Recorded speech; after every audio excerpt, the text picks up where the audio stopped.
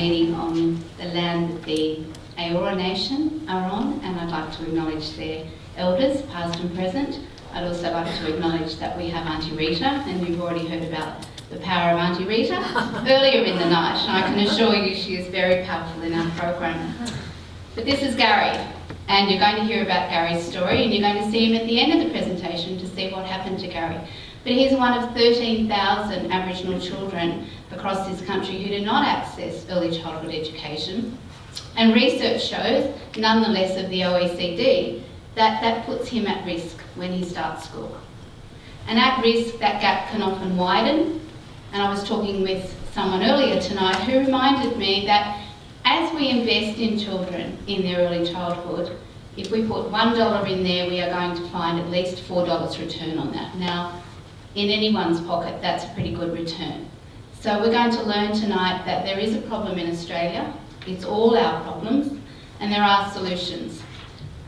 The problems were brought to my attention in 2008 when a young Aboriginal woman walked into my preschool in Western Sydney, and I said to her, how come we don't have many Aboriginal children in this preschool? Mount Druitt, for those who don't know, has a very high population, and for those who don't know, the actual highest population of Aboriginal people in this country is in Western Sydney. So right on your doorstep is the highest population of Aboriginal people in this country. So she said to me, let me tell you, and it's been a story and a journey that I would have never thought I would go on, and I had to listen to her. And as I listened, she told me about the disconnection that many Aboriginal people have in this country. Much of it is historical. There'll be people in this room that might not know up until 1967, Aboriginal people were classified as flora and fauna in this country. They were not counted in the census. There's stolen generation. There's disconnections that I know you all know about. The fact is that that can cause generational grief and mistrust in organisations such as education, such as hospitals. It does happen in education in this country. But there's another part to it that I discovered, and I was part of this, and I didn't realise I was part of it, in that teachers in this country don't know about this. It's not in their pre-service training, it's definitely not in their post-training, professional development. So we have two problems. We have a possible disconnection, and we have teachers who don't know there's a disconnection. So then we have this large group of children who are not engaging in early childhood education, and onwards it goes. So what did we do in 2008? Well, we had 9 children when Sharon walked in, and within a year we had 35. Much thanks to Auntie Rita down there and the community in Mount Druitt that I learned to connect to. It's quite powerful. There was a lot of trust that was needed to be put into that program.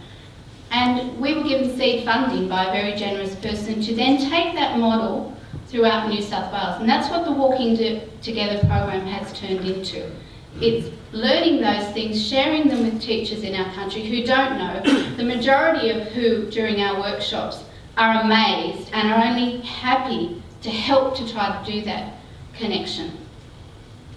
So, when that connection happens, it's quite powerful, as I said. We went from 9 to 35 children. That means that the local Aboriginal community has to be part of that. That's why it's walking together. So once we feel we've created that safe place, then we can connect the children into the service.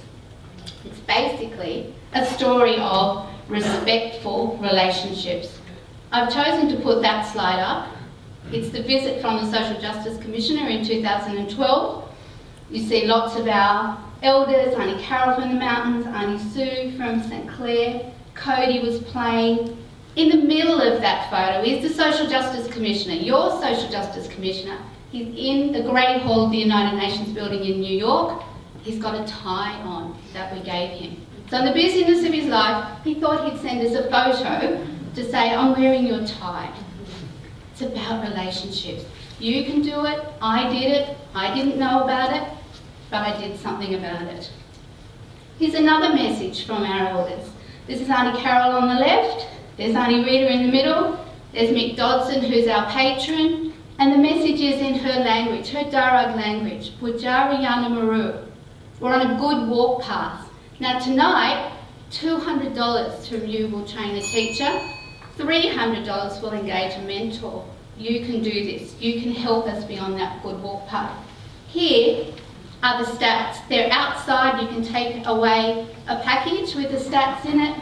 800 teachers we've engaged in 2 years through 50 mentors, 710 children. Access, attendance means achievement. It's a no-brainer really. But the problem is we don't know. So you now know that you can be part of this social change. Here's Uncle Glenn, one of our staff working with the children. This is quite old, this photo. And these children now are in school. They're doing well. I know them. They're in my local school. Here's Gary. Now Gary in the beginning wouldn't have got into an early childhood program if Ngroo hadn't intervened. The Sydney Morning Herald wrote about that story. You can read it. It's outside if you want to take a package. He's now doing extremely well at school.